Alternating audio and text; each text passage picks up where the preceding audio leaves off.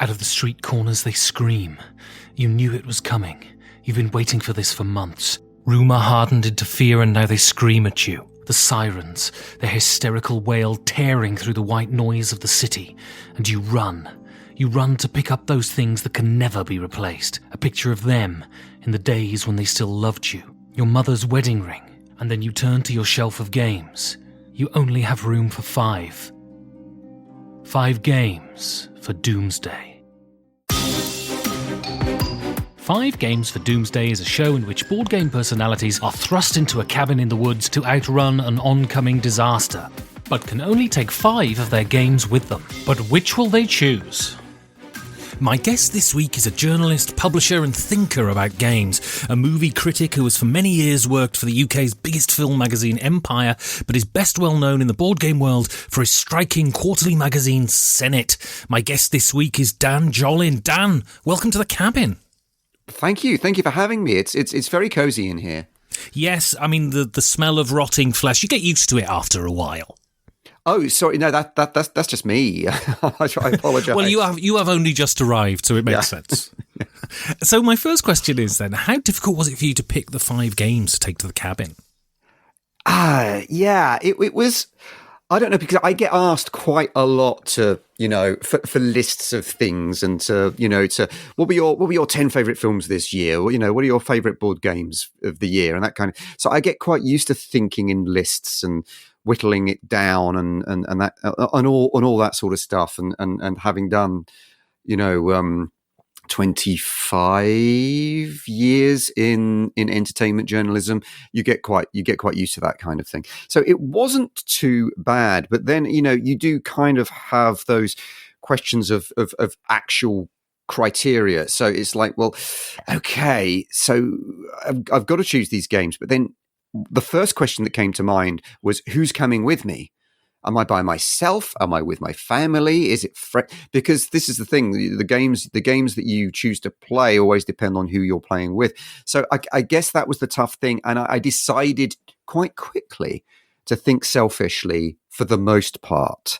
So almost assuming that I would maybe be either playing solo or in a scenario where, everyone else doesn't have much choice. They're either playing what I've got with me or, well, they can only play what I've got with me.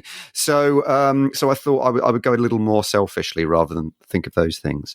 But I think it was kind of like, I got it to 7 and it was a bit of a wrench getting rid of 2 to get it to 5.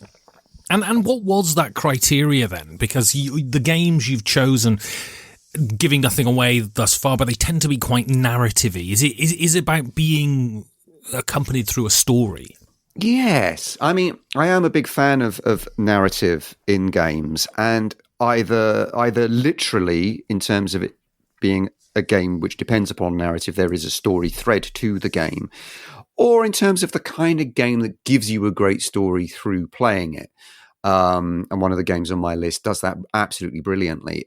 So you at the end of the game, you've almost been able to extrapolate the events of what happened in the game world into, well, actually, these could be, big story beats in a big epic story or something like that.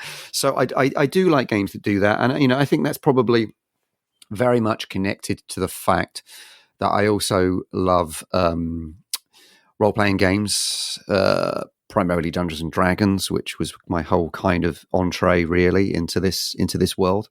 And I love film and I love cinema. I'm a film critic and journalist as well as a board game writer. So yes, I think story is important. But I think there's also, it's funny. I was actually thinking, is weight a criteria? And I'm talking physical weight. I mean, am I getting in the car here, or am I getting on my bike? Am I running? What's because there's one game on my list that wouldn't have made the cut if weight and girth of box was a criterion. So I was, I thought about that for a moment, and then I figured that there would probably be abstracting this scenario enough that wouldn't be a concern. I also got slightly worried that the same word appears in 2 of my game choices, which slightly offends my my sensibilities as a writer. That it makes my list seem slightly less diverse than it might be. And also, giving nothing away, it makes you seem quite a goth. Yes. And again, that is sort of in my DNA. I was a teeny goth at one point for a short amount of time. I had bangles on my arms and sort of wore black. And did you backbrush your hair like Robert Smith? I tried once, and it was a disaster, and nobody saw the result. Like, literally, I just thought, I'm going to try this without announcing it to anyone or taking it public. It was just me, 15 years old, or maybe 16 by that point, giving it a go with hairspray and everything, and it didn't work. It looked terrible, and I thought, that's that, never doing that again. One of the few follicle successes I've had in my life was my Robert Smith impression. So you talk about... Congratulations. Thank you very much. So you talk about narrative and liking narrative, and I'm sort of, in my writing about games, I'm kind of a bit obsessed with this at the moment. I mean, in what way does narrative in games and, for want of a better term, conventional narrative, the narrative of novels, the narrative of films, differ, and in what ways are they similar? Well, I mean, the obvious way that they differ is that, I mean, for the most part, and this, I'm just trying to think of an example that goes against this, but let's set that aside. It's branching narratives, isn't it? It's interactive narratives. So you're not simply playing a set story, which wouldn't be that interesting, especially if, I mean, it's like, I always have a kind of a funny relationship with games based on films, because a lot of the time you're playing a gamified version of an established plot that roughly speaking, how it's going to end. The game of Alien, for example, Fate of the Nostromo is by and large going to end either with everyone dying or with the alien being killed in a way that might be similar, might be slightly different to how it happens in the film. Although I do like that game, just for the record. But I do like the games where you feel that the evolution, the progression of the narrative is part of the game and is something that can change in the same way as outcomes can change as the results of dice rolls or the card plays or decisions that you make. And also, is that sense of agency. Game playing is or my enjoyment of game playing anyway is very dependent upon agency. This is why games like I don't know, let's off the top of my head, this is why games like, say, Cascadia, for a recent example, are better than Snakes and Ladders, because you're in Cascadia, you're making the choices, from a set number of things in the center of the table, but you're making the choices about what to take, where to put it, how to put it, and you're not just rolling a die or rolling dice and going, I'm going to move along here. Oh, look, I've fallen down a snake. So yes, I mean, and that's really basic stuff. Sorry to be so obvious, but so any level of agency is engaging and interesting. So agency in a narrative, I find very exciting. The idea that you can create a character and change a story is something that's always tickled my fancy. So let's go back to the beginning then. So where are you from in England, and to what extent do you think that moulded who you are today?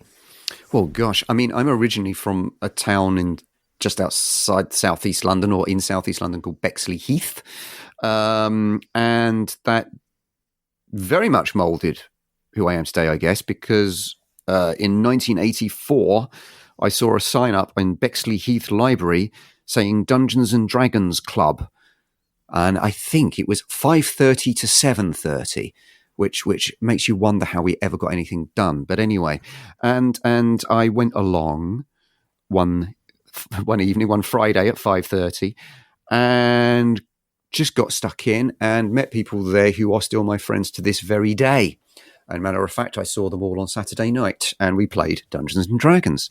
So in that sense, where I was from extremely molded me, because from that night, from playing that game, we also played games like Car Wars, Apocalypse, Railway Rivals, and these are all, I'm sure, those in the know will notice, Games Workshop titles.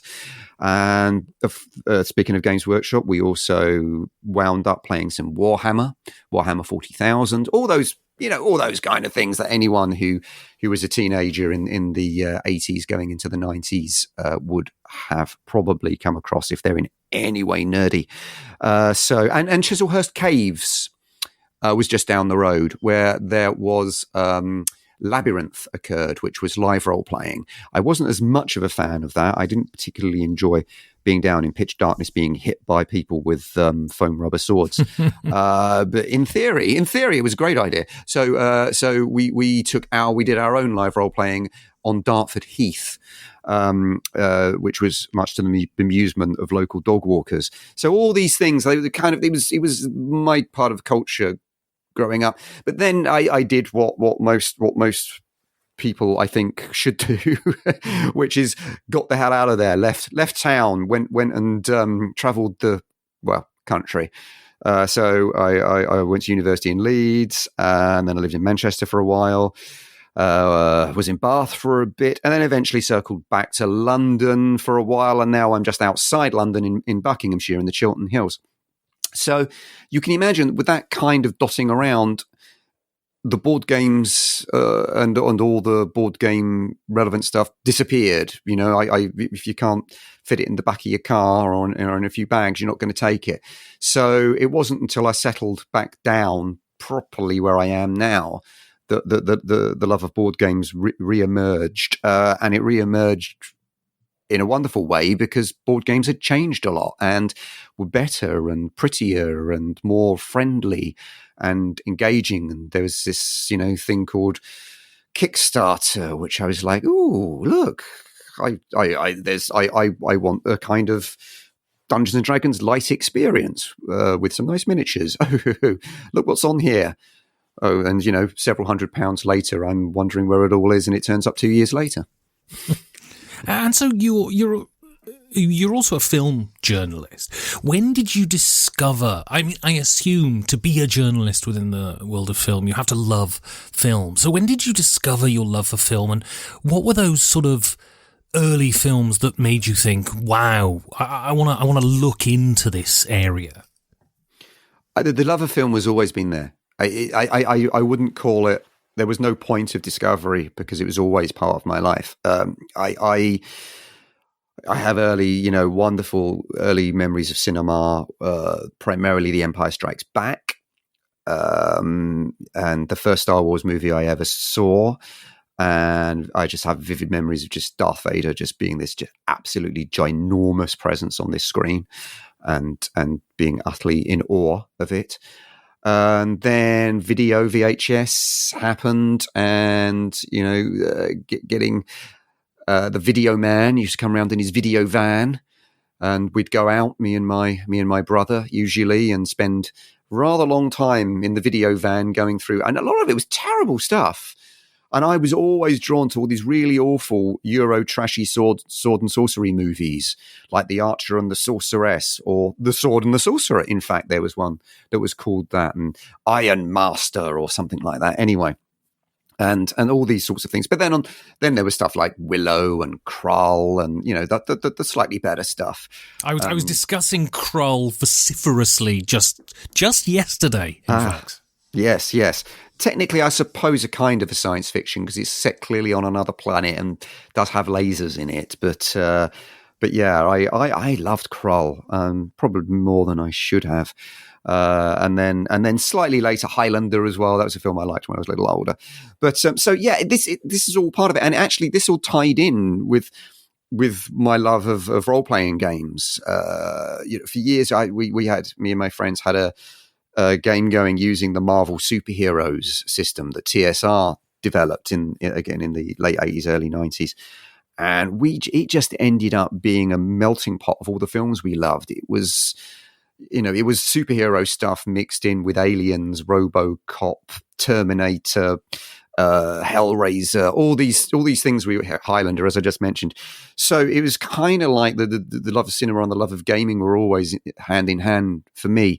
But seriously, with a more critical eye to things, it wasn't until I went to university and I wanted to become a music critic originally for the student newspaper, Leeds Student, and then realized very quickly that I couldn't abide the thought of writing about music I wasn't into. And there was a lot of music that I wasn't into because I was very particular in my tastes. And I thought, oh, I can't do this. This is weird. And then it occurred to me that the one thing I love, no matter whether or not I actually love it, is cinema. I enjoy watching bad films. I mean, unless they're really, really, really boring or deeply offensive. But even then, my engagement with them was always something where it would be on a level where I really enjoyed discussing it afterwards with friends. And I thought, oh, yeah, hang on, let's try that then. So I started reviewing films for the student newspaper, and within a few months, I was one of the arts editors on the student newspaper. And I'm going to be honest that experience was more important than the actual degree that I took.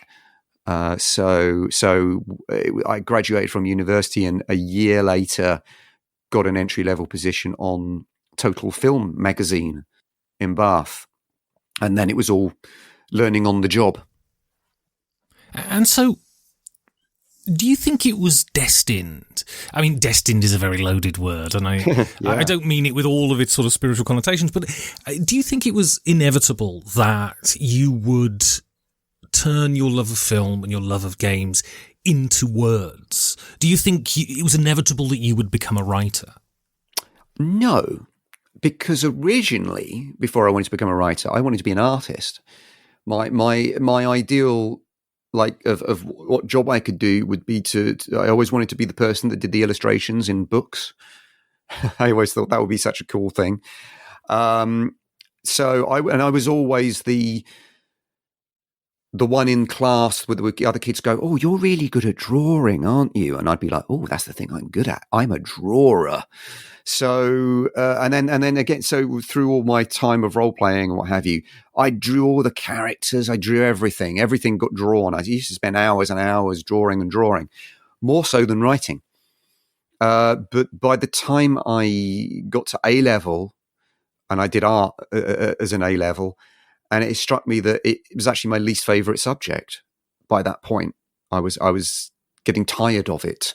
I didn't enjoy it when it was something that I had to do, not something that I could do. So the very thought of having a career in art and design, as it was predicted I would have, got ushered out of my mind. And again, that was one of those things where it's like, oh, this thing that I thought that I wanted to do isn't actually what I wanted. What else is there? Oh, hang on, there's this thing, and it was writing. Which I had been doing side by side with it, but hadn't really been the focus. So I wouldn't say it was destiny necessarily. At least not before the age of, I don't know, 17, 18. So your first game then, this is the one you referred to as girthy, and this is Gloomhaven. Why does Gloomhaven deserve the acclaim it's given? Well, okay, this deserving the acclaim and why it's on my list might be two different things slightly. But Gloomhaven was I was a relatively early adopter in the sense that I backed it on its second bounce on Kickstarter. So it was the second edition, I think. I first witnessed it at Essen in 2017. My dates might be wrong, and it immediately got my attention for two reasons. One, the originality of its world. In that, yes, okay, it's fantasy, a little bit epic, a little bit dark, but it's not dwarves and elves. It kind of had the look more of all the things you'd find in the Star Wars cantina, rather than the pages of Tolkien. So that I thought that was interesting. And secondly, it was around this time I was getting a bit fed up with dice. I'd always assumed that everything had to involve dice, whether 20-sided or 6-sided or what have you. And I was getting a little bit annoyed by the way that the dice just mess up your plans so often. You think, right, okay, I've got this stratagem. I'm going to do this thing. I've got this idea. Now we're going to roll the dice. And, okay, right, well, that ain't going to happen then. And I was getting very frustrated, more so than I am now. But at that particular time, I was on a bit of an anti-dice binge. And it was the fact that the game had no dice. It was entirely card-driven. And I thought, well, that's really interesting. I want to investigate this. So that was what got me onto Gloomhaven, and then when it finally came, there was firstly just the fact that there is so much in that box. It's a big box, but not like Isaac Childress, the designer and publisher, has packed so much in there, and this is coming in a little bit onto why it's on my list. There are still things in that box I've never seen, like even to this day. So where are we? I'm saying about 3 or 4 years after I've obtained the game, there are still things I've literally not laid my eyes upon that are in that box somewhere. So it was just this it does feel like a treasure chest when you open that box. Actually playing the game is it's a dream. I mean, my big complaint about Gloomhaven is it takes so long to set up and it takes so long to pack away. So there is that. But once you're past all that and you're in the game, just the way the card action system works, the way that your very small deck / hand pretty much encompasses everything that you need for your character, and the way that you're gradually, slowly burning through your cards, and that's your ticking clock for having to achieve what you need to achieve before you run out of cards and your little miniature effectively falls over and you're out. So the thought that goes into every single thing that you do really impressed me. And this was before I played Gloomhaven, before I played some of the things that inspired it. So I hadn't played Mage Knight, for example, at this time, which is very similar in that sense. So I think it deserves the acclaim for the originality of its world and the originality of its mechanisms, and it's just super fun. And you're someone who's played RPGs and board games. Is it a board game, or does it bridge the gap between RPGs and board games for those frustrated RPGers who can never get their group together?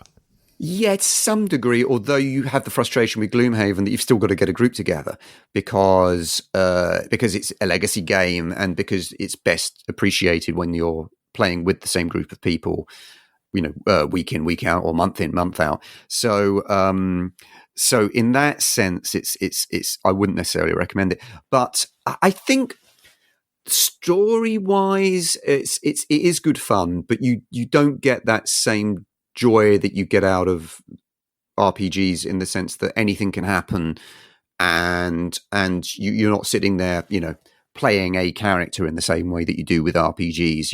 It is very much it's a skirmish game with embellishments. So I enjoy it mainly more for being a board game, really, than anything else. And I can't imagine it ever replacing D&D in my life. But there is an element of with these kinds of games, Gloomhaven and games like it, another one which we'll come on to, which are great for solo play, because one of the things is, it's like the DM-less game. I don't need someone to come along and be my DM. I don't even need other people. I can just sit down and play by myself. Now, in truth, hand on heart, Gloomhaven was a little bit of a disappointment on that front, because its idea of soloing was two-handing, and it's such a complex, involved game that two-handing in Gloomhaven is not something I particularly enjoyed or would recommend. It's just too much thought. You can't. It's not really built for going proper lone wolf. And I did buy a set of solo scenarios, and then was dismayed to find out that you're not actually allowed to use those until the world of Gloomhaven has reached a certain level, which I still haven't reached. So I've literally never played the solo scenarios that were one of the main reasons I bought the game for originally. So go on. Sorry, carry on.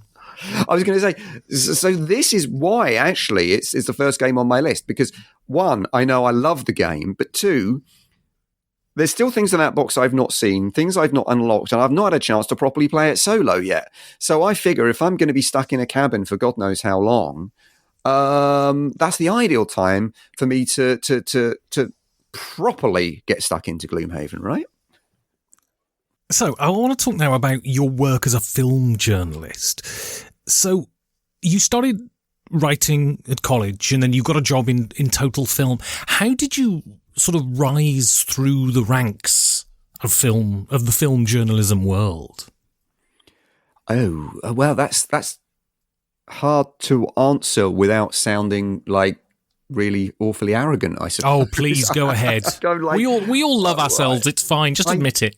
I was good at it. I'm going to say. What does that mean, being good at it? Okay, no, it was seriously. It was more. I just really loved it. It was what's not to love about doing a job where you get to spend time with people who are all into what you're into, and you can talk to them about it all day, and you get to write about it, and then part of your job involves actually going to see films which you don't pay to see, and this doesn't happen so much these days, just so everyone knows, but back in the late 90s and throughout the 2000s when I was doing, quite often you would get fed and you would get free booze at these screenings where they show films.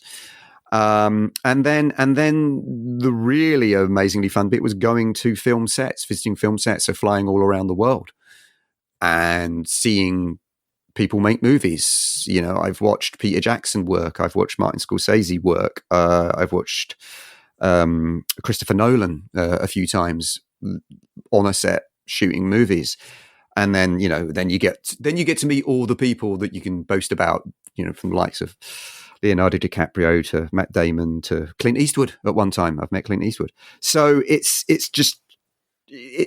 kind of like, and I'm going to sound really slightly cheesy and pretentious here, but it's almost like someone's shown you the cable car that takes you to the top of Mount Olympus, and you get to hang out there.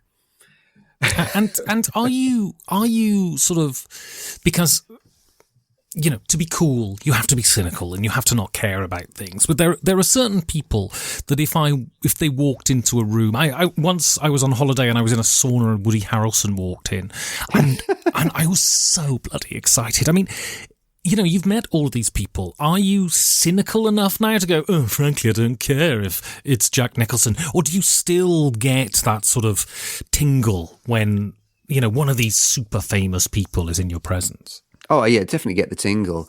Well, with Clint Eastwood that was actually what we would call a round table interview. So I was with a small group of journalists who we were all interviewing him together, and you kind of take turns asking questions and what have you. And he walked in, and I was sitting there, and I was just like, bloody hell, it's Clint Eastwood. Look at that. And I sort of turned around to look at all the other journalists and go, hey, look, Clint Eastwood just walked in the room. And they're all standing up. Like they stood up because Clint's walked in. And I'm the only one sitting down. Because I was like, okay. And then I stood up, but just that little bit too late. And then I did the exact same thing when he left the room. Everyone stood up for him to leave. And so that's. I mean, maybe there's some unintentional irreverence there, but it all came from a place of me being just gobsmacked that I was seeing this guy, the man with no name, Dirty Harry, walking in the room in the flesh. And sometimes like George Clooney was so incredibly charming that after I left the interview, I walked out of the hotel where the interview happened and didn't realize until about 5 minutes later that I was walking in completely the wrong direction that I needed to be going, because I was so like, oh, wasn't that great in my head? So yeah, that does still happen, but naturally over time it becomes a little bit more commonplace, and I'm kind of glad of that, because it takes away a lot of the pre-interview anxiety that I used to get. And performance anxiety, right? Absolutely, 100%. Yeah, performance anxiety. So I'm a lot more, comfortable now, and I think I'm a better journalist for it than I'm not so awestruck, let's say. But yeah, it's but the joy of it hasn't gone away. The joy of watching a great movie, or being on a big film set, or just meeting an incredibly talented person hasn't dissipated at all. So, you started in the late 90s, and I assume that the climate was completely different then. You could write a review, it would get published, and maybe you'd get a letter to the editor or something. But now, with social media being so ubiquitous and so torrid and toxic, I mean, what kind of blowback do you get for your views on movies? And I was looking through, your list of reviews on Rotten Tomatoes, and you especially nerdy properties tend to get the most vociferous of reactions, and you've reviewed those kinds of movies. I mean, what's it like? Actually, it's funny, really. The nastiest responses I've had to my reviews, for example, came kind of before social media was really a thing. It's interesting. And a lot of people still attack me for this today amongst friends. So I gave the film Taken, the Liam Neeson revenge thriller, I gave that a 1-star review, which I still stand by. And we can have that conversation another time. But I actually got somebody rang my office number back in the days when people had offices and phones on their desks. Someone rang my office number and left a long ranting message about how they would, if they saw me in the street, they would kick the crap out of me because I gave the film Taken 1 star. And then the next week they phoned again and accused me of writing a review that I hadn't written, that they disagreed with, and sort of escalated the level of the threat that they were going to inflict upon me. So I actually reported it to the police because I was a little bit like, well, if they know the office number, they know where the office is. So I don't really like the idea that someone might actually take this to such an extreme that they'll hang around and then try and jump me when I'm on my way home. But it never went any further. But actually on social media, I've not really got nasty blowback against any of my reviews that I can recall. I get people that disagree with things and pull me up on the occasional thing. Although this is, again, I think this is before Twitter. So I to my shame, I was writing a review of. Have you seen Tropic Thunder? Yeah. So there's the use of the, and I don't know. You might not want this word to be used even. Please feel free. But the film has a famous scene where the word retard is used, and I used the word retard in my review, but I didn't use it in terms of quoting the film. I just used it like as part of the talking about that scene, but I used it, and I got a letter from or an email from someone who just went, "Really? Come on." And I was absolutely like, you know what? They're totally right. What an idiot. And I wrote back to them. I said, fine, fair enough. You're totally right. I feel really embarrassed by this. And you take from, moments like that and you learn from them and you hopefully it makes you a better writer and a better communicator with people all round. So, I actually, in that sense, welcome feedback, welcome blowback, as you might say, welcome criticism, and I think it's a maxim I've long held, which is don't be a critic if you can't take criticism. So I think any critic out there should be fully prepared to have people give them feedback on their own thoughts. And sometimes it just falls into, well, you think this, but I think this, and you're like, well, yeah, okay, fair enough. You said this, you're wrong. It's like, well, no, I'm not, but okay. Which isn't particularly useful, but certain things like that. Sometimes someone might point out a mistake you've made or something like that, and it's all good, right? Fine, learn from it, build from it. And so, in that situation, do you go back and fix the review, or do you leave it there as a sort of testament to a mistake made? Well, I primarily it stays the same because you can't change it because it's printed. So this was on, most of the things I've been talking about. So I moved on to Empire magazine after a few years at Total Film. And Empire magazine's the market leader. It's the biggest movie magazine in the world. And it would it would go into print. We might change it in the online version, perhaps. But I'm a little bit like, if it exists in print and that can't change, then that's what it is. You might change it online, but to me, the print version is the proper version. So yeah, a lot of the time you just have to, live with the mistake being there, or sometimes you see a film again and you think, oh, you know what? It wasn't that good, was it? I think I was just in a good mood that day. or whatever, or the other way around. It's like, I was a bit harsh on that. So, there's Sexy Beast. Sexy Beast was a film that I gave 2 stars to. It just didn't click with me at all at the time. And then afterwards, I haven't rewatched it because I'm too scared to, in a way. It's really good, And everyone said that film is really good. What's wrong with you? And I was just like, yeah, probably. Just, I don't know. And this happens from time to time. And I hated Wes Anderson's latest film. Absolutely. I found it confection. I found it all crenellation with nothing inside. And I'm sure I'm the only person on the planet who thinks that. So it's fine to hate things people love. No. Wes Anderson's that kind of a filmmaker that if what he does doesn't work for you, then don't bother. But I loved it. So okay. Now, many people listening to this might not be movie buffs, and I think it's the Sight and Sound Top 100 list came out the other day, and I looked through it, and it's as with the sort of highbrow film list, it's one of those things that 90% of the films you haven't seen.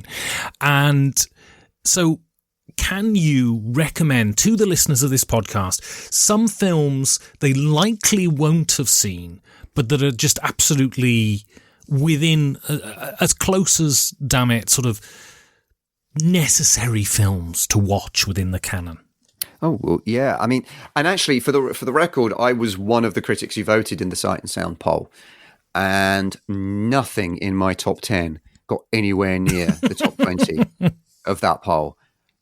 And in fact, I would say the majority of the films in my top 10 were from like the 80s and the 90s anyway. Right. I think the oldest film on my list was possibly The Good, the Bad and the Ugly. So yeah, I kind of felt a little bit like invited to the party, and then really I'm spending the night in the cloakroom kind of. Oh, all the cool kids are in the kitchen, so yes, you're fine. Yeah, exactly. Yeah, I was one of the people in the kitchen bitching about everyone else or something. But in terms of great films, well, it's really tricky because my assumption of what might not be obvious to people then might be annoying to people, because they might go, oh, that's obvious, why did you say that? Or you can go too far the other way, which is like, what the hell? But so the example I always use, and it's, I think amongst the film critic world it's super obvious, but with people out of that sphere, they've probably never seen it, and that's High and Low by Kurosawa, which I think is a movie that is not just really good, but can legitimately be liked by everyone because it's such a tense thriller, Okay. So, well, I'm going to say a very recent one. I'm going to recommend something that people, I can't remember if it's still in cinemas or not, but The Banshees of Inisherin, which is just either just out. I'm terrible with remembering when things hasn't are got out. Here yet, so I'm very much looking forward to it. Okay, cool. So that's amazing. That's Martin McDonagh, writer director, Colin Farrell and Brendan Gleeson, and it's a film about 2 men who have been friends all their lives on this little island off the coast of Ireland, and one of them just decides he doesn't like the other one anymore, and he doesn't want to talk to him ever again. That's the start of the film. I mean, literally that happens in the first 5 minutes of the film, and the rest of the film is what happens next and how things get a bit out of hand. And it's really funny. It's really sad. It's really beautiful. It's really nasty in places as well. So that's something I would definitely recommend to people that they might not have heard of. That's not, it's not Wakanda Forever, but it's better. So that there's that. So then looking back a little bit, I'm gonna put something here because it's actually my favorite film. So it was number 1 on my list that I put into Sight and Sound, and so I want to say it. So this isn't. I would say this is more well known than High and Low, but it's the film Brazil, Terry Gilliam's 1985 film Brazil. Yeah, which I absolutely love. It's a riff on Orwell's 1984. It was released in 1985, and it's a comedy, but it's also really weird and dark, and it's set in a world which is pretty much a bureaucratic nightmare world. And it feels like 1984 and The Trial, right? Yeah, exactly. That sort of world of of the personal freedom and individuality can only thrive in the face of the state and the society around you. And it's about it's about a man chasing his dreams, like literally a dream girl, the girl of his dreams, and he sees her, and he's just this kind of, he's another sort of hat wearing drone that works in a government department, and it sends his life into a mad tailspin, and as his dreams start to bleed into reality. So it has fantastical elements to it, amazing fantastical elements to it. He envisions himself as a knight in armor with like angel wings and a sword, and in his dreams. But then in real life, he's just this little guy in an overcoat, and that just blew me away when I first ever saw it as a teenager, and I've rewatched it again and again. Terry Gilliam was one of the Monty Python troupe, so it's got kind of Python-esque vein of humor in it. Michael Palin is one of the other characters in it. It's an incredible performance by Michael Palin, I think, and very different from who we think of him as. Exactly. He is a complete a-hole, and he's amazing. And I think it's his best performance up until the death of Stalin more recently. So I absolutely love that, and I would strongly urge anyone who hasn't seen it to go to check it out. It's a beautiful film as well. I mean, it's the pre-digital age, no CG. It's all done with models and traditional film effects, and I think it looks great. And so the third one I'm going to mention is another one of my favorite ever films, and which was also on my Sight and Sound list, which is a documentary directed by Werner Herzog, and it's called Grizzly Man. Oh, again. Oh, what a movie. I know, right? And it's one of those films. Everything's in it. Everything's there, and it's all in the story of this tragic figure of this man called Timothy Treadwell, who was absolutely convinced. He used to go into the wilds of Cascadia and live with the bears for weeks at a time, and was absolutely convinced that he understood the secret language of the bears. And he filmed everything because he like yourself, Ben. He was an actor, and he was always filming himself and doing like little presentations, and taking them around to schools to teach children about bears.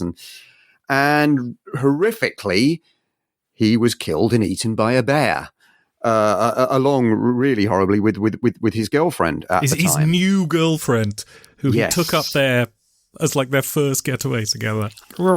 It wasn't good. But he'd left behind all this film footage.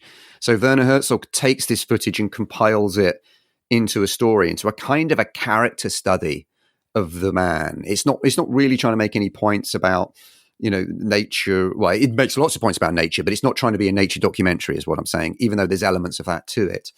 And it's just such a fascinating study of a person.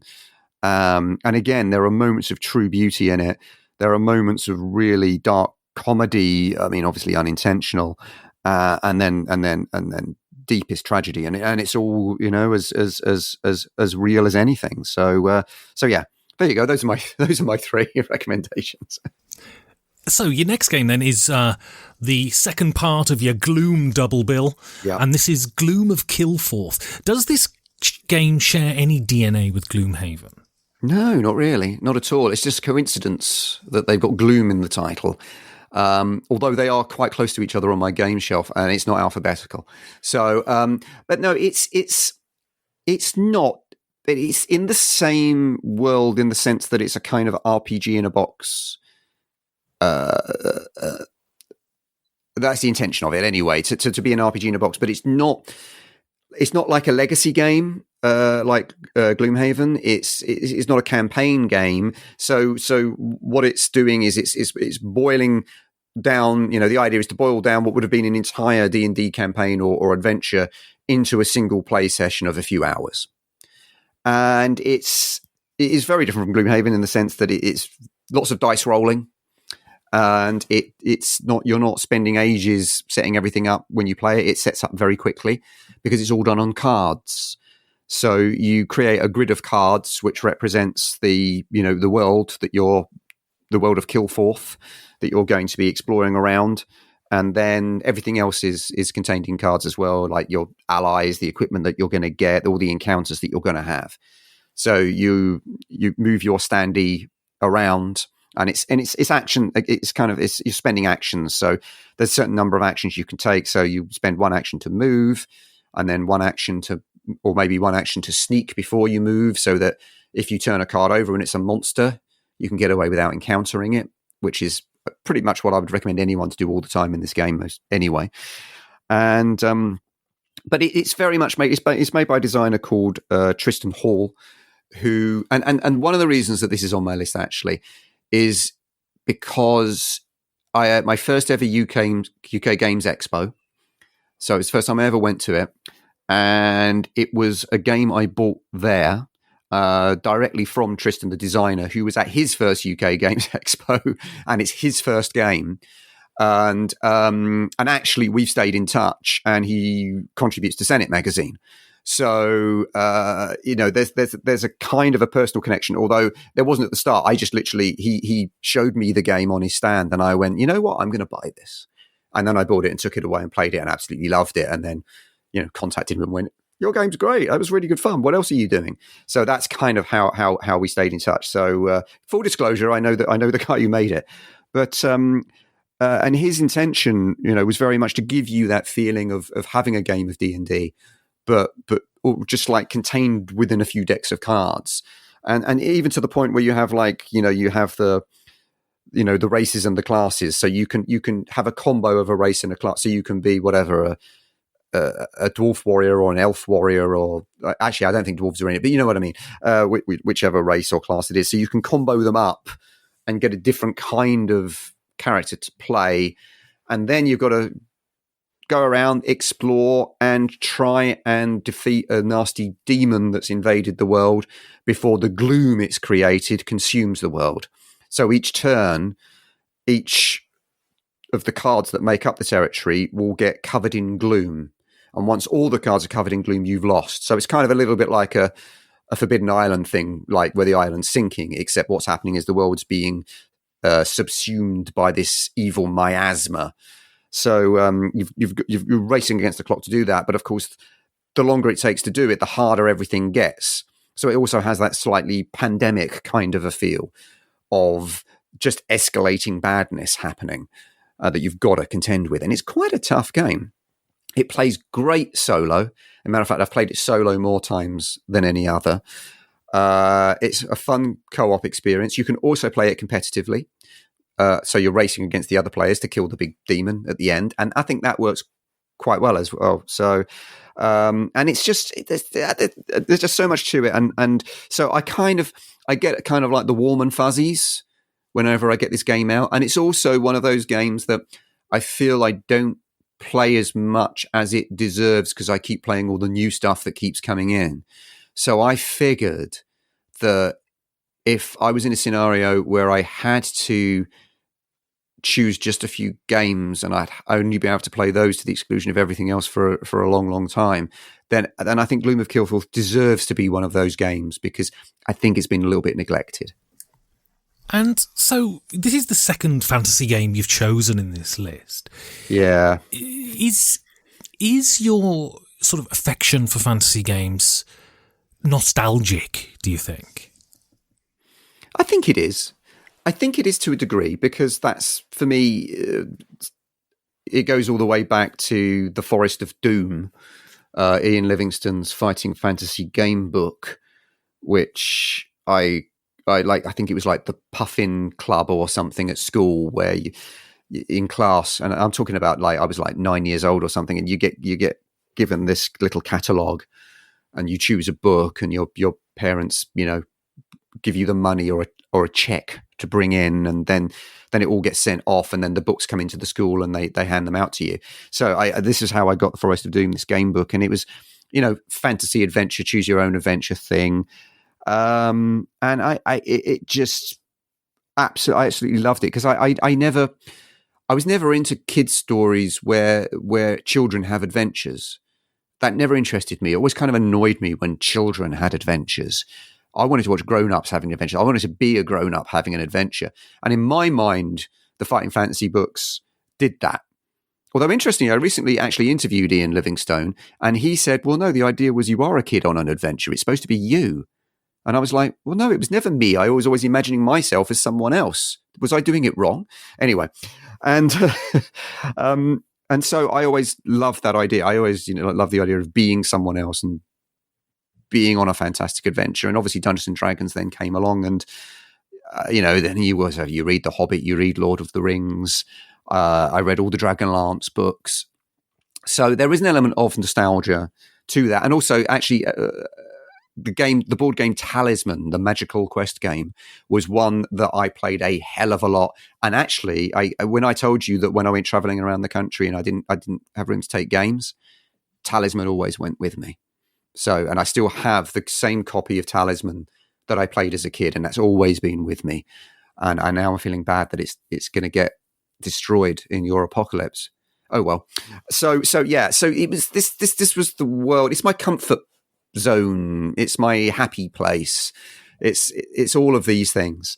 But I totally accept that it's, I mean, there are a lot of problems with it. It's not particularly original. Everything, virtually everything's a Tolkien knockoff in some way. And yeah, so I totally accept all of that. But what the hell, I can only be me. So I want to talk now about what you're known for in the gaming world, and this is Senate and sort of game writing in general. So what gave you the idea for starting Senate? Well, I'm just going to have a quick swig of water, if that's okay. Oh, please go ahead. Okay. So, please, edit it's this out. Stagnant water from the butt outside the cabin, but please. Ooh. Hopefully you'll survive until the end of the interview. Nothing beats butt water. There we go. Just to stop my self from going too croaky. So yes, Senate has been a bit of an adventure, really. It was one of those things. It kind of came out of the blue. So James Hunter, my the co-founder of Senate, approached me because he'd got my details from like mutual friends. I'd never met him before, and he approached me and said, I'm thinking about I want to launch an independent magazine about board games. I'm looking for someone to be the editor. Would you be interested?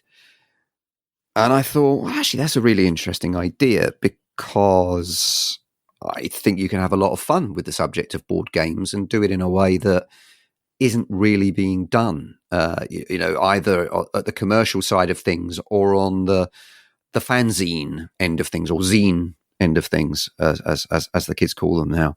So I went and met him, and he showed me, he showed me some rough layouts he'd worked on of what he imagined it looking like. It wasn't called Senate Magazine at the time, by the way. At the time, I think he just had a working title of Meeple Magazine, and he showed it to me, and I was hugely impressed by what he'd done. I still hummed and hawed about it for a few weeks, in terms of just that sort of that lazy ass thing of, God, it's actually going to be a lot of work though, isn't it? I'm already quite busy. Do I want to do that? And then the more I thought about it, the more I liked the idea, and I just thought, oh, what the hell, let's go ahead and do it. So this was in 2019. We put it on Kickstarter, and even then, when we kickstarted it, I was thinking, I wasn't sure, is this going to happen? It would have been a back to the drawing board kind of thing if we hadn't funded it. And all we were trying to do was fund issue 1. It wasn't like anything else. It was just like, let's just see if we can make one issue. And we did. It funded. We made it. It sold really well. Put enough money into the company bank account to keep on going. So we thought, let's keep on going. And that's how it's proceeded ever since. But I think one of the key moments in defining Senate was, I then went away. So, I went away, and then me and James met up, and I'd gone off to kind of almost like, he'd shown me what he thought it should look like, and I came back with my vision of what the content should be, what should be in each issue, and what should the tone of it be. And it was kind of me saying, like, not actually saying, so sort of saying it should be this, otherwise I'm not interested, really. But as it turned out, I didn't say the otherwise I'm not interested. I didn't need to get that far, because I got to the bit of, this is what I think it should be, and he immediately went yes. So it was never an ultimatum. It was just purely a positive, constructive thing. And I remember writing a manifesto, effectively, of what I thought it should be. And one of the things, I said, it was like, we believe board games are beautiful, board games are art, board games are social, all the, these things. And he actually took that board games are beautiful, wasn't my intention, and it became the tagline, the strapline, the motto of the magazine. And one of the things I wanted to do with it was to take board games as seriously as Empire takes movies, or Edge magazine takes video games, or any specialist magazine takes its subject seriously. And I thought, well, why shouldn't editorial, at least, why shouldn't I treat a board game designer like I would a film director? Why shouldn't I treat a board game artist like whatever, a cinematographer, like Roger Deakins? Yeah, exactly. So I thought, let's construct the magazine around that, rather than treating it as, and I don't mean this disrespectfully at all, but rather than treating it as a hobby, let's treat it as an art form. So you've mentioned that, but what does that mean? Board games being an art form? Well, it means that I see games as something that is created in the same way as any other art form. So for example, a work of literature or a novel obviously is written by a novelist. So there is one author there, and then movies. Well, I'm not a huge subscriber to the auteur theory, but primarily you've got director, and then you've got every single other person that's involved. This huge group of people whose efforts combine to create this piece of art, this piece of entertainment. So why shouldn't we see games in the same way? Like why shouldn't we treat the designer of the game, the artist of the game, the developers of the game, all the people that work on it, and they create something? So why is that of less value culturally than a film or a novel or a video game? Because let's be honest, video games obviously weren't treated seriously for a long time, but now they are, both as a business and as an art form. So and I also kind of always bugged me the way that people use the word gamer to refer exclusively to people who play video games. It's like, well, I don't play video games as much as I used to. I play board games more than video games. Why aren't I a gamer? So, although I don't think anyone would seriously argue that. But so it's kind of, why shouldn't we treat board games that way? Why shouldn't we show them the same degree of affection and appreciation as we do all these other things? And let's not forget, as an art form, or as any kind of a form, it's older than any of these other things. Gaming is older than literature. It's pretty much the oldest pastime. Other than huddling around the fire for survival. So why is it not given the same degree of reverence? So I just find that really odd, and especially now. It's not okay. People see it as childish or something that children do. Or, like video games, like watching animated feature films. There's all these things that can be so dismissed as childish that actually are completely valid as adult entertainment. Sorry, that's a bad two words to put together, actually. Grown-up entertainment, shall we say. And if you subscribe to, what's his name, the Dutch guy, I've got his book just over there, Homo Ludens.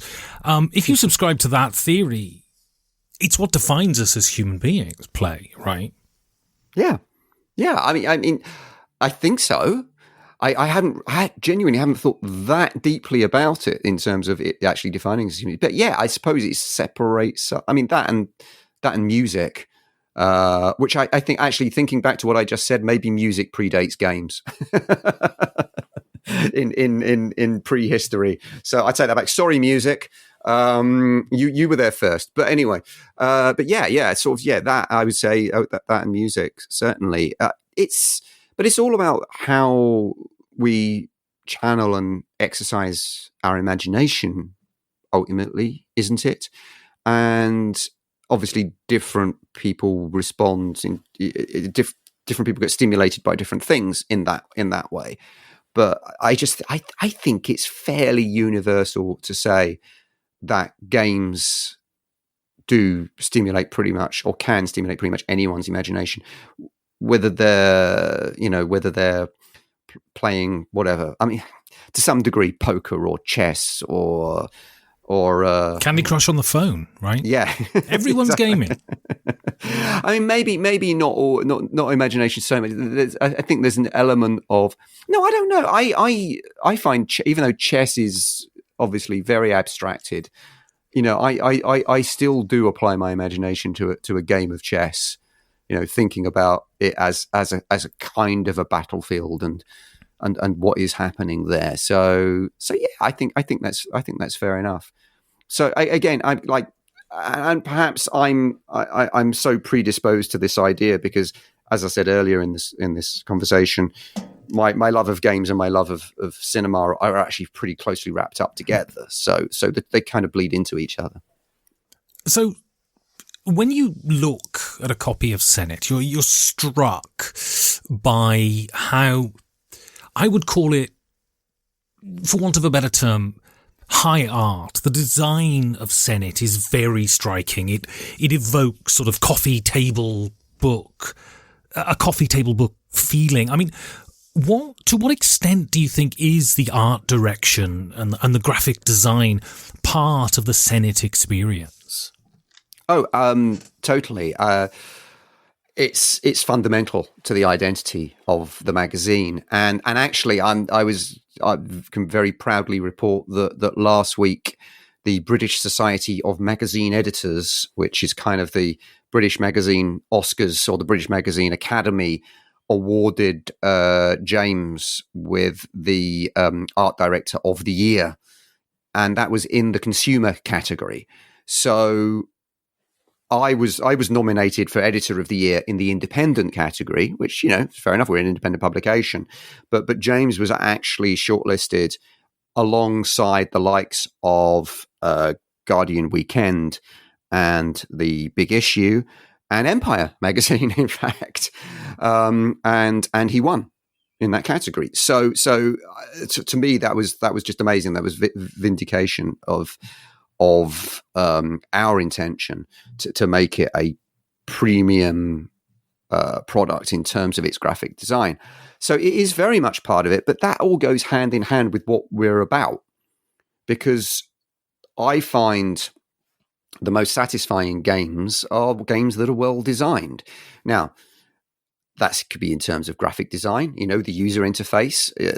Nothing's more annoying than a game that has a bad interface where you're kind of not sure where you're supposed to be looking or what you're supposed to be doing or what that icon means or anything like that. So the smoother your interaction with the game is, the better. I think the better it looks on the table, well, the better. If it's a lovely looking thing on the table, everyone, it draws people.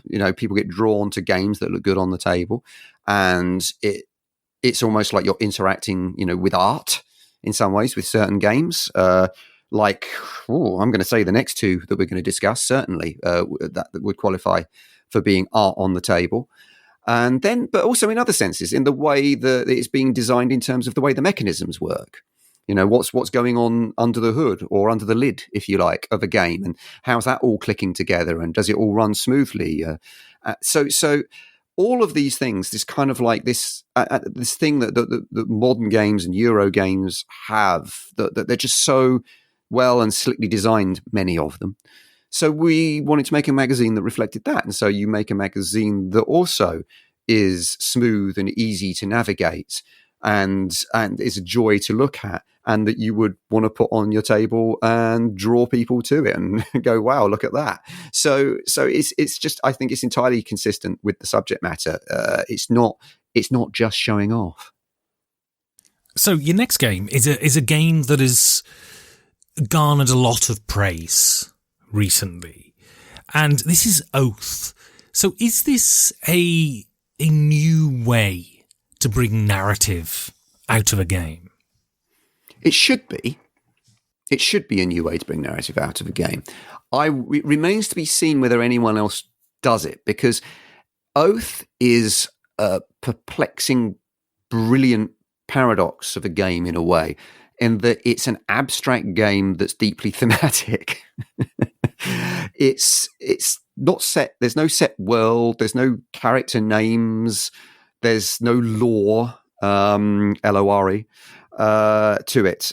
Nothing like that. There's just a really distinctive, strong art style by the illustrator Kyle Ferrin, who does all of Leder Games' games and has been doing Cole Worley's games since Root. And so it's got this amazing style, which just is just beautifully executed throughout, from the wonderful playmat that you roll out on the table to every single last card, to the components. And I can't remember if there's a deluxe edition and a non-deluxe edition, or if every edition's like this, but there are just these amazing components from the meeples for each, player faction. Even though they're not named, they're all different ones for each player, different colors, different shapes, different little funny character design. And then you've got these wonderful books that represent knowledge or secrets. And there's just, it's wonderful. Everything about it is just so perfectly put together. It's a premium product, like Senate. So yes, and that fires the imagination to some degree. But what it really does is it abstracts the idea really of someone has founded an emperor. They are in charge. They're in charge of this place, and they're just trying to keep everything in line and all the plates spinning. Everyone else is, through their own methods, trying to bring it down and become the new emperor or chancellor in the game's terms. So, and they want to take over. So through that, and through the fact that the win conditions change, and it's a very difficult game to learn. It's a very difficult game to teach people, because they're like, the first question most people have in their heads is, well, how do I win? What's the objective here? And it's a little bit like, well, that depends, ... and that win condition can change as the game goes on. But what that does is that gives you lots of opportunities to kind of create a little story of what's happening. Like, the twists and the turns of a story emerge from how you play the game. Whether it's, the different methods that the Chancellor is using to keep, everyone oppressed or in line on, and, maybe someone goes over to support the Chancellor. And as happens, and again, that sort of changes the win condition for that character. You can still win the game even though you're not the Chancellor, or you're not fighting against the Chancellor, and or the other people are kind of like fomenting rebellion in certain quarters. So it really does lend itself to that, and I absolutely love it. And then the other thing that I love about it is the fact that at the end of each game, the world that you've created, or the political situation that you've laid out upon this landscape, stays for the next game. And that's the starting point for the next game. So then what you've got is this sense of different generations of the turning wheel of history. So even though it's all sort of fantastical looking, kind of like Richard Scarry meets the Muppets, but even though it's that, then it also feels very serious. Like you could be telling the history of a nation or a continent or something over centuries. So yeah, like when you set up the next game, you've kind of all the cards that come out are dependent upon which areas have fallen into decline and where the capital is established now, and all these kinds of things. So it's really ambitious, but not in a way where you feel like you've got to, like I say, you've got to read loads of lore in order to get it, in order to appreciate what's going on. There's none of that. It comes from the collective imaginations of the players. So if you look at the sort of wave of sort of modern hobby gaming, you have the 90s with Klaus Teuber, Anna Knizia, Wolfgang Kramer, those sort of people. Then you have kind of Uwe Rosenberg, Stefan Feld, and now you're getting a sort of new wave of designers who sort of look at games differently, I would say. I mean, How important is Cole Worley, do you think, to modern game design and game design going on into the future?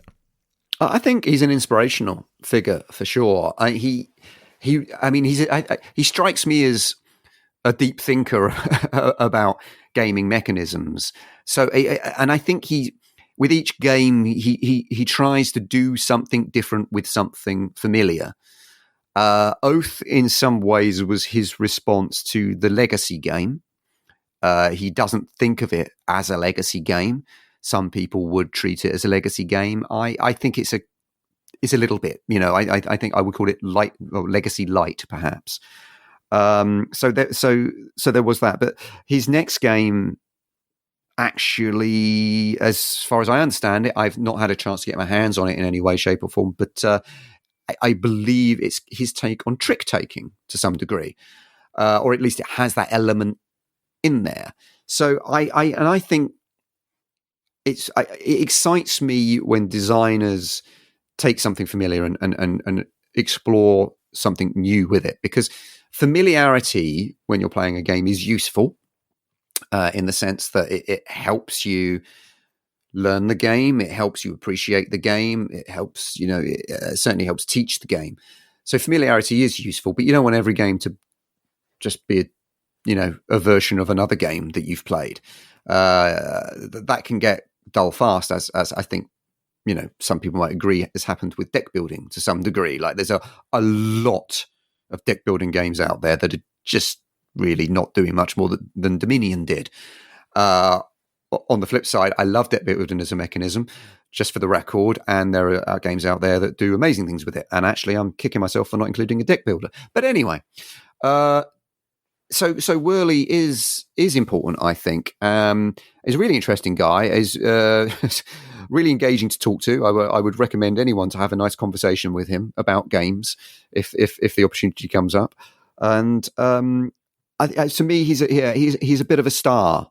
He's a bit of a star in this world, as similar to the way that I consider Jamie Stegmaier, for example, as a kind of someone who's I say new and upcoming. They've actually been around for a few years now, but are putting out games within the last decade that really feel fresh and exciting, and as I say, doing new things, but in reassuringly familiar ways.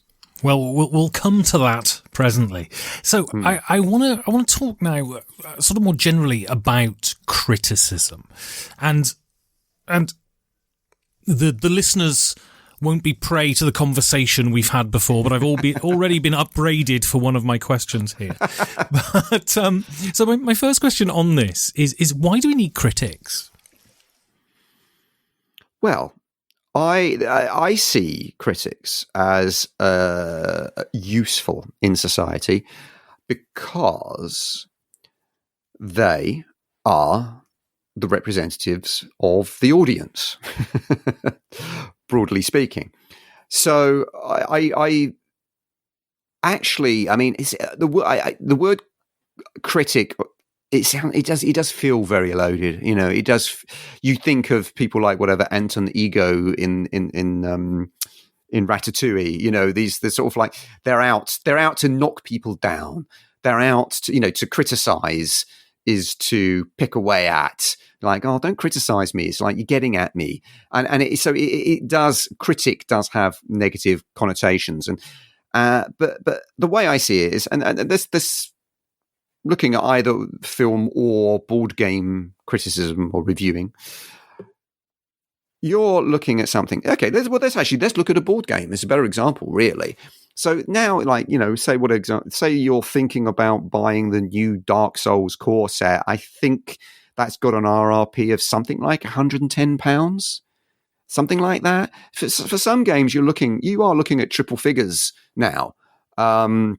But even if not, maybe you're looking a little bit more midway or slightly lighter, maybe you're still looking at 40 to 50 quid.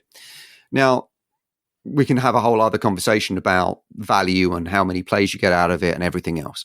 But that's a not inconsiderable outlay. So what's the best way to try and figure out whether or not it's worth it for you? well, you may be pre-sold on it because you love the designer or you love the mechanism or whatever. That you're just going to be the kind of person that always buys games of that particular theme. You've got Viking games up the wazoo, but otherwise, you're going to want. Well, I mean, maybe somebody has played it. What do they think of it? So, to me, the role of a critic is to be that somebody What do they think of it? Except the person doesn't necessarily actually know you personally. They know you through your writing. They know you through your reputation. They know you through the fact that actually you have some understanding of this world and some experience. And so you are providing to that person that advice. Is it worth me buying? Is it worth getting? Now, you are doing something more than that too. You're also interrogating things on a cultural level in terms of cultural value or cultural resonance or relevance. And I think that's where, and I'm going to preempt one of your questions, I'm sorry, Ben, but that's where the difference between reviewing and criticism arises. Because I would just say, as a rule of thumb, if you're reviewing, you're treating something as you're treating a cultural artifact as something that is going to be consumed soon, and you're just advising primarily on whether or not it's worth consuming. But if you're a critic, if you're criticizing it, then that cultural item is something that you are actually, and in this case, you are kind of picking it apart. You are delving into it, and you are looking at it in terms of its, possible worth or value, or, as I said earlier, what it says about the culture that you live in. So you might, for example, as a critique, a piece of film criticism would talk about the ending of the film and would be full of spoilers. A film review should never contain any spoilers or talk about the end of the film. So they're kind of two different things. And actually, Sight and Sound as a magazine is more about film criticism. Empire as a magazine is more about film reviewing, at least, when you're in the release window of the films of that month. I think there's a bit of a statute of limitations when it comes to film spoilers. So those are the two different things. So to me, the value of a critic is firstly to be that friend that you don't know that can tell you whether or not something's worth paying their money for, whether or not they're likely to enjoy it or not, and then also to make you think and engage with a piece of cultural material, whatever it may be. So, this is the question. This is the question you upbraided me for, as a joke, by the way, for the listeners. I wasn't seriously told off. But so I'm an actor, but I also write reviews, and so I'm kind of poacher turned gamekeeper to some degree, and I guess I kind of think of this in both ways. But are critics simply parasites feeding off the endeavour of others? Yeah, we're ticks, we're fleas, we're tapeworms. We are the tapeworms in the intestinal tract of the world. No, I don't think we're parasites. I think we're symbiotes. I think, obviously, we wouldn't exist without the creators at all. But also, I think that we do give something back to the creators.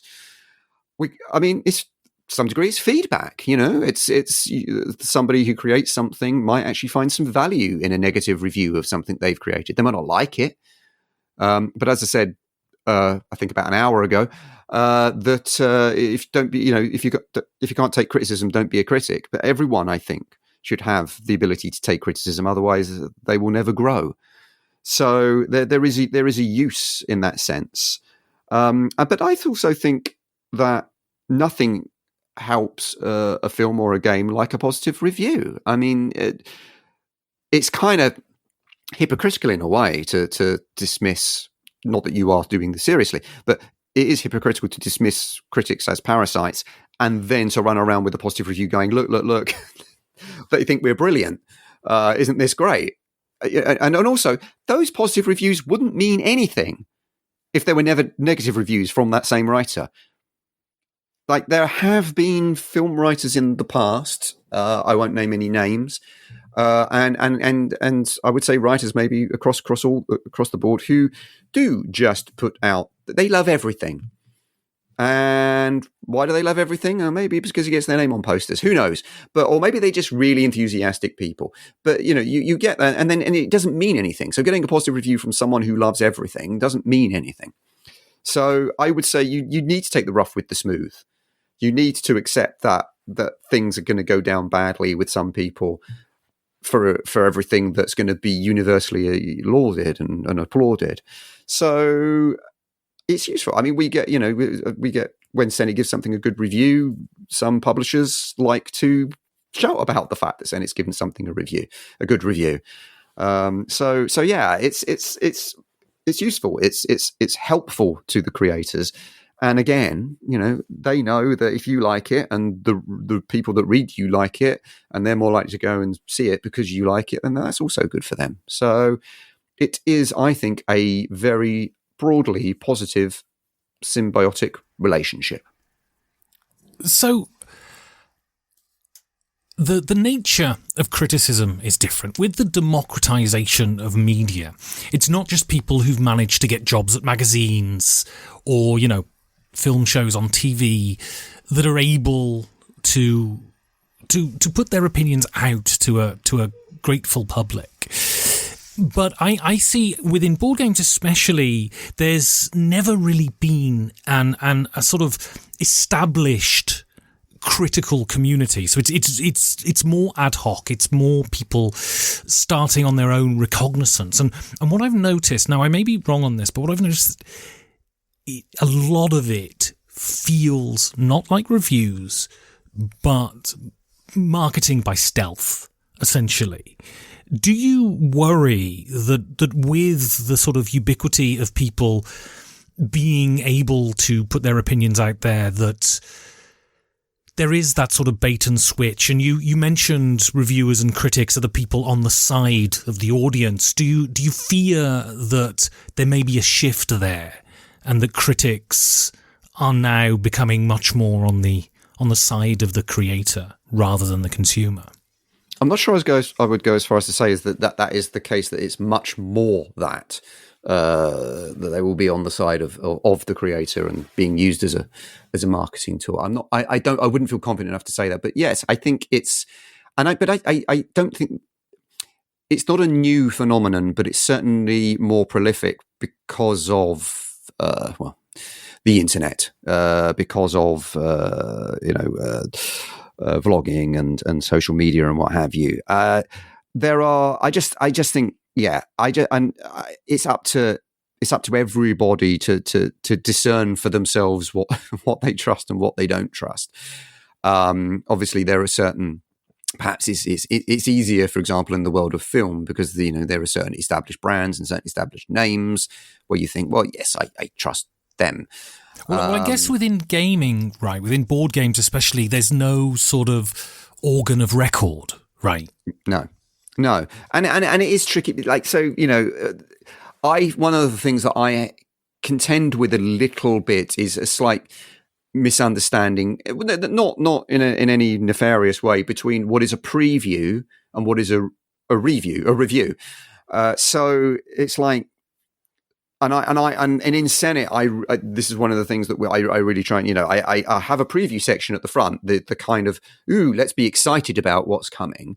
And then the reviews at the back, which is, well, what is it really like? And having to make sure that they're on opposite ends of the magazine for starters, but also it's so sometimes when it's like, I want to run a preview of this game that you're publishing. All right, well, where can we send you, a copy of the game, a prototype of the game? And I'm like, no, I don't want that. I don't need that. I mean, it helps sometimes, but that's not the important thing. I want to talk to someone who's involved in creating the game. That's the whole point. We are talking to them, and it's up to, and we're asking questions of them. What are you trying to do with this? What is it like? What inspired it? All those kinds of things. Whereas with a review, you're not going to have the voice of the creator in there. So, and I think in the online world and in the sort of the video world, it can be confusing, a little more confusing. Well, what is a preview and what is a review? And sometimes things that are previews are kind of being presented a little bit like they're reviews. And that is something that I would personally avoid.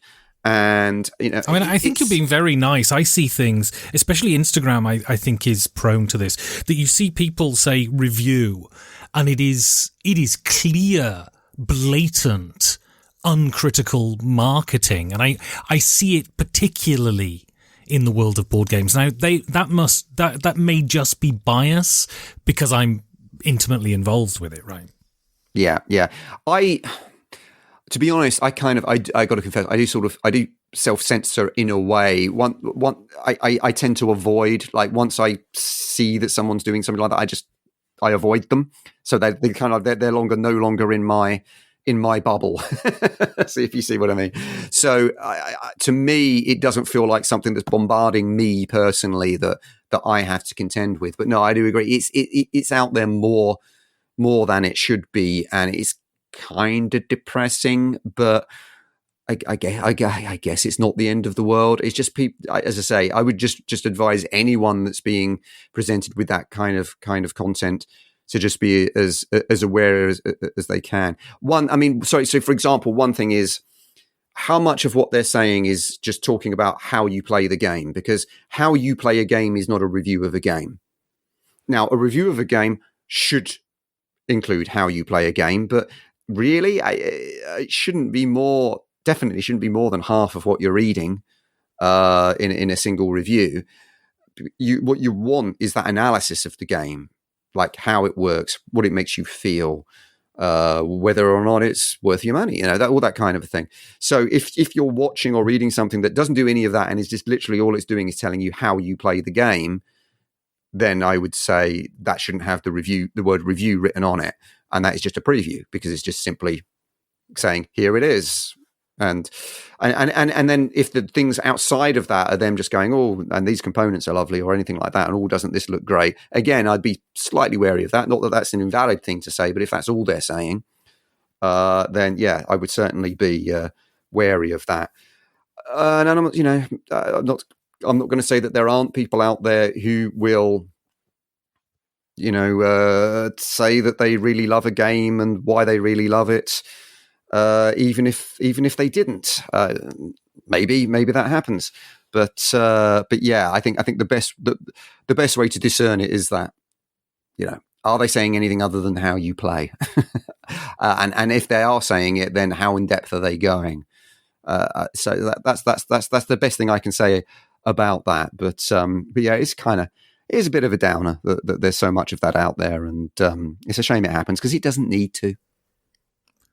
So your next game then is, you've already mentioned him as one of the stars of the board game industry, and that's certainly true, and this is Scythe. So do you think this blend of Eurogame and combat area control game works? Oh yeah, totally. I do. I love the way. Well, actually, what I really love about it is that. So when you look at it, it looks very impressive. But you've got miniatures of mechs on the board, and they're stomping around, and it's a war-torn landscape. And your first thought, and this was my first thought. I wasn't actually interested in Scythe when I first heard about it, because I looked at it and thought it was like whatever BattleTech or something that is just stomping robots running around, shooting and bashing each other, which didn't interest me. And then I was corrected on this. No, it's not that. In matter of fact, if you're aggressive in the game, you suffer penalties, or you can do, because one of the most valuable resources, I suppose, is popularity, and you lose popularity by going stomping around and seizing territory and sending your opponent's workers scurrying off, and if you do that, you lose popularity because you're seen as a violent oppressor. And so that's not necessarily the best thing to do. I mean, there is one faction where it is in your interest to be like that. Fair enough. And by the way, that is the one faction I have never won with, and no one I know has ever won with. So it's the hardest to win with as far as I'm concerned. So it shows that actually violence isn't necessarily the best course. So it's a 4X game, and don't ask me to remember what all the X's stand for, because I can never remember. Its expansion is one of them, I think. Exploit, expand, exterminate, and explode. So, yeah, that's what it is. It's not. No, I can't remember the fourth one. Exactly. I can never remember what they are. I really must write it down on a note and stick it on my my desktop or something, just so that I don't sound like an idiot when I'm doing things like this. But I can never remember. But anyway, it is 4X, which basically means multiple routes to victory. You can come at it different ways. You can just go for controlling as many areas as possible, or you can gather as many resources as possible. You can focus on developing your technology, all of these things. And so I think that works brilliantly, and it makes it so. For example, my wife loves playing Scythe, and she couldn't be more averse to the idea of miniatures of giant robots stomping around and hitting each other. But she loves the game. And she always plays it non-aggressively. She actually doesn't like fighting in it at all. She just loves the idea of building up her own territory and making it as lovely as possible for all the people that live there, and has won taking that approach a few times. So yeah, I think it works really well. I love the smoothness of the game. I love the simplicity of it in many ways. It's the whole, you have your player board in front of you. It's take the top action, then if you can, take the bottom action. Or take the bottom action, then if you can, take the top action. And then the next go, you have to take a different action from the paired actions. And each player's turn happens really quickly, I found. So there's very little downtime. So it moves quite quickly. It moves really slickly. And it also, it's a game, and again, this comes back to the games as art thing. It is a game that's inspired by art. It exists because of art, which is the paintings of Riaka Brzezalski. So he sort of just came up with these, arable landscapes, the pastoral images of kind of, early 20th century Europe, and then threw giant mechs into them, just for the hell of it. So Jamie Stegmaier took that and turned it into this game, which I just think is what a brilliant reason for a game to exist. And so one criticism I hear about Scythe is that it's style over content. Can you mount a defense against that?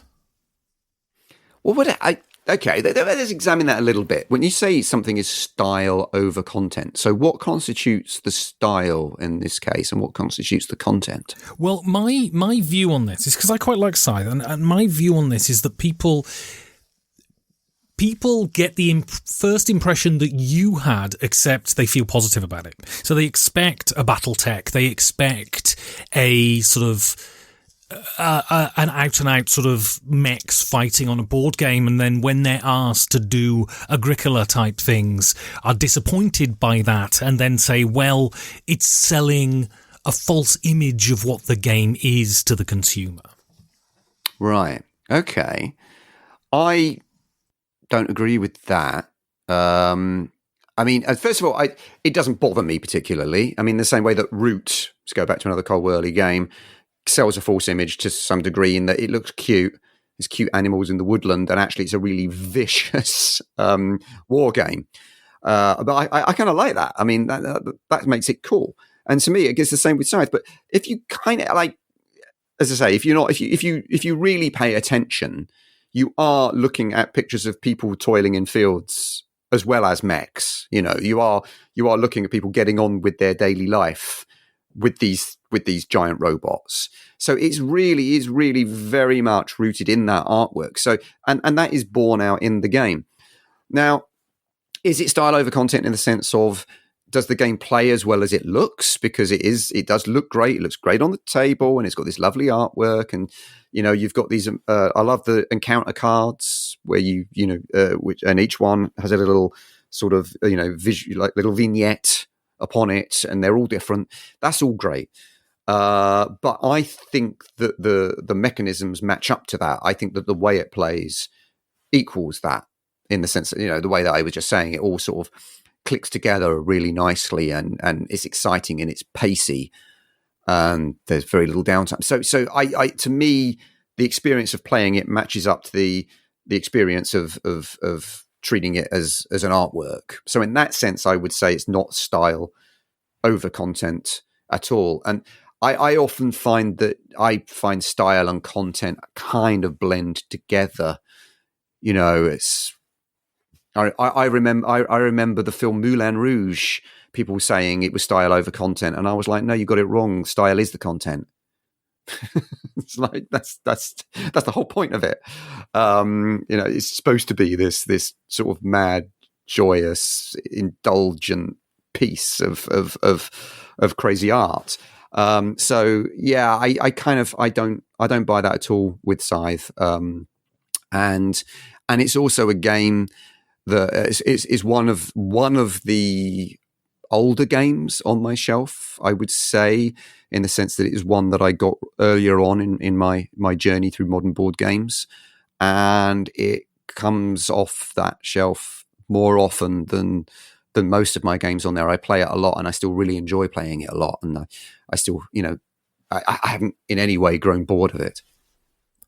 So I want to talk now about the future. So what's coming for you in the future? Well, I cannibalism, from the sounds of things, isn't it? Absolutely true. Is cannibalism and I don't know, drinking my own urine. This is where we step out of the paper-thin premise and we pretend we're in the real world. Oh, right. Well, that's not fun. Oh, this wasn't supposed to be fun. Well, okay. Well, same answer, really. Cannibalism and drinking my own urine. I think. I mean, even in the real world, the answer doesn't change. No, it's the same. No, but I mean, I think so. Senate is the kind of the main path of my journey, I guess, in the sense that the film journalism, I can't imagine ever going away. I love being a film journalist. Matter of fact, in just over an hour, I can't really say, but I'm going to be talking to an amazing filmmaker who's made some truly beautiful artistic films, and very commercial too. And I'm really looking forward to talking to him. I'm so jealous. Yes. But maybe I can say, I'm not sure it matters that much. But so, yeah, all right, I'm going to be talking to Henry Selick, who is the creator of Nightmare Before Christmas and Coraline, and most recently Wendell and Wild. And I've never spoken to him, and he's amazing. So that's the immediate future. I'm going to be talking to him, but I can't see a world in which I stop doing that or wanting to do that. But that's kind of, I'm keeping on with what I'm doing. I mean, I've got possibly a book or two that might be published in the next year, but the world of books is a very uncertain one, so I don't really want to be relying too much upon that. But that would be cool, and they're film related. And then but Senate is the kind of the exciting journey part of it. How can we see it grow? So we have just gone quarterly. So we were 3 times a year up until now, and we've just gone quarterly. So there will be one more Senate a year coming out. So that's kind of and it might not sound like that much, but it's pretty significant. It represents an element of growth and an extra commitment, and I'm excited by that because I really enjoy putting the magazine together. I love the fact that it's something that James and I do. We are not answerable to anybody other than our readers. So that's exciting to actually be looking forward to doing another one. There's the possibility that there might be a Senate podcast, having some conversations in that area, but I 100% confess that my focus is on Senate as a print product, and a reading experience, visual experience. So it's finding exactly what is the right way to do a Senate podcast is the question that we're exploring and that we are thinking about. But it's, as I say, it's an independent publishing. It's an independent endeavor. So growth has to be taken has to be treated carefully and gradually. Sometimes there's a temptation to rush and to go, let's expand, let's do this, let's do that, let's try that. And then suddenly you go, God, this isn't sustainable. And I've seen that happen in publishing again and again and again. So I don't want that to happen. So we are taking our decisions carefully and gradually as we move forward. So in this kind of very almost old-fashioned, slow-paced world of progress, going from 3 issues a year to 4 issues a year, that's kind of the big thing for this year. So, and then beyond that, well, we shall see. I'm not going to make any other announcements. And so, how optimistic are you about games writing going on into the future? And do you think that it's on a healthy track? I do think it's on a healthy track because firstly, it's growing. So even though we were talking about, board games being really old, by the way, Senate obviously is the name of the oldest known board game. But even though it's really old, obviously as the industry as it is now is young. Certainly, since maybe you would say since Catan, perhaps, in terms of the way it's changed and the way it's grown, and the fact that it's pretty big business now. I mean, there's a lot of money in it. There's a lot of money going around it. I mean, obviously not as much as video games or cinema, but certainly a lot more than in the 1970s. So that means that, I think that there is a rise of people who are writing about games and do it in a really interesting way. So, for example, Dan Thoreau is someone I would mention, and obviously I tapped him up from day one to contribute to Senate magazine. So I'm a little biased, but he was somebody who was on my radar previous to that. And he really does engage with games in a really intelligent and attractive way. So to see more people like that kind of rising and engaging with board games and writing about board games is exciting. I totally take the point that you were making earlier about the worrying kind of marketing material being put out there as writing, but not writing, putting out there as critique. But I think I am feeling optimistic despite all that in terms of the new writers who are appearing, and without wanting to sound arrogant about it, but there is an element of I feel fostering talent and encouraging it with Senate. With bringing on writers and working with those writers to kind of, like, they really know the games and they're really enthusiastic about the games and they can express that well. But to maybe then, through me being the editor, to say to them, well, actually, maybe just take this to the next level, right? Take it to the level that critics of other art forms are doing, and to think about it a little bit harder in that way. So, and it's not something I actually talk about that much because it's very much inside what we do, but there is an element of me feeding back to the writer and saying, well, what do you mean by this? They think a bit harder about, this thing you said is interesting. Let's explore that a little bit more.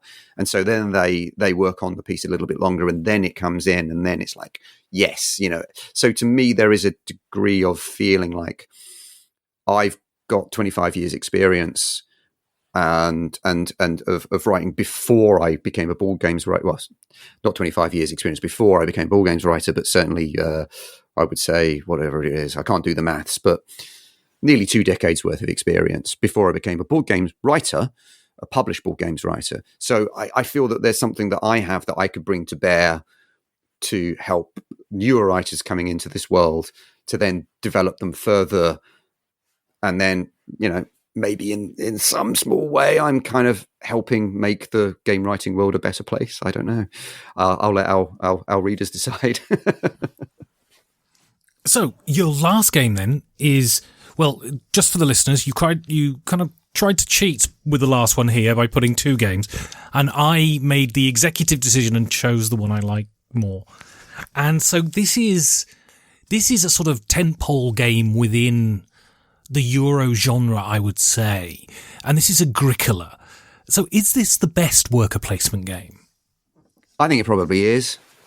So the game I tried to sneak in alongside it was Lords of Waterdeep, which was the first ever worker placement game I played.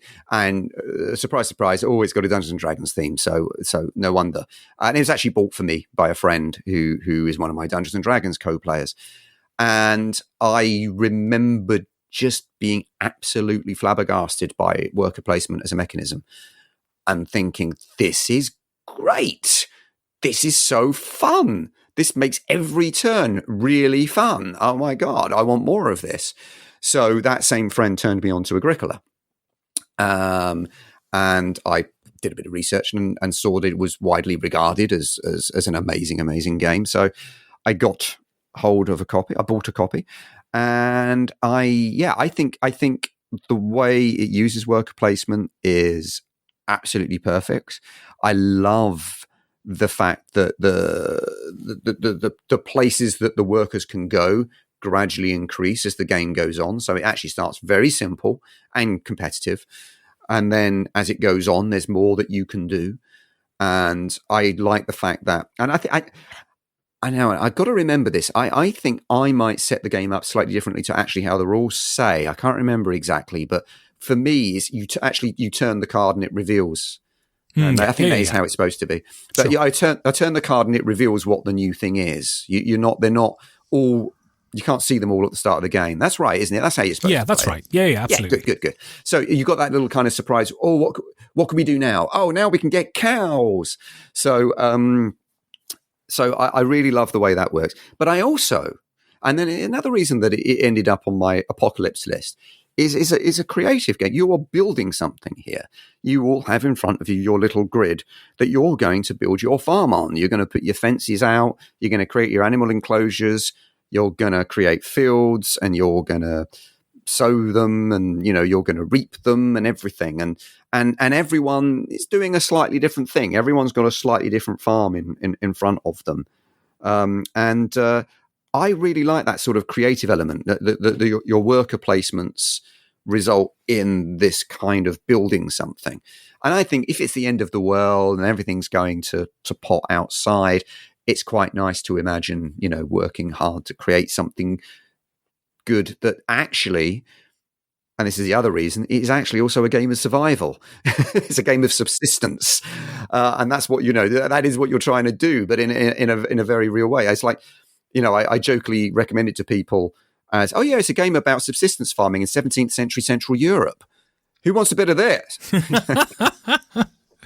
And that's an interesting thing. I think you've seen a development. If you look at sort of early Stefan Feld games, you look at Agricola, these are games that offer challenge and they can be very punishing. Do you think this has, by and large, gone out of games, especially Euro games, in the last sort of 5 or 6 years? It's eased off. I would say it's eased off. Or at least games come with, and actually Agricola does do this. To be fair, they come with difficulty levels effectively. And that's another great thing about Agricola is I most commonly play. So I've got I think I've got the version of the game that came out before they brought out the family Agricola game, the Agricola for kids. So the version I've got includes a variant within it, which is the family game, which doesn't include most of the cards, and only has the, like the oven, the kiln, I can't remember the terminologies of, because this is the thing. My mind doesn't well. My mind can't retain all this information. It's like every time I play even a game that I know very well, I always have to give myself a quick recap of the rules. There are intense Agricola fans shouting at their iPhones as we speak. I know. I'm sorry, everybody. I'm sorry, but it's the ones that sit by the side. The things that everyone can get, as opposed to the ones that you hold in your hand, right? So the family game doesn't have the ones you hold in your hand. You don't have a hand of cards, basically, in the family version of the game. It's all the stuff that's out on the board. And I play that most often because I started playing the game with my family when my kids were a lot younger. And I actually just quite like the simplicity of it. But the fact is, you can add in all these other elements, and you can add in these cards. And then there's a whole variety of different decks that Uwe Rosenberg has included in there, so that you can really mix it up and change it and make it loads more challenging. So that gives it a longevity that a lot of other games lack. There's so many other things you can do with it and add to it without having to go off and buy expansions and this version and that version and all that kind of stuff.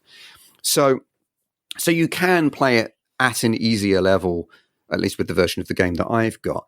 But there is that, that kind of the element of getting the beggar card, when you can't manage, when the harvest time comes around and it's like, oh God, I can't feed my own family. And you take this card that's got quite a horrible penalty on it of I think -3 VPs for each of the cards that you take. But I mean, to me, that just gives you a focus to just never get one of those cards.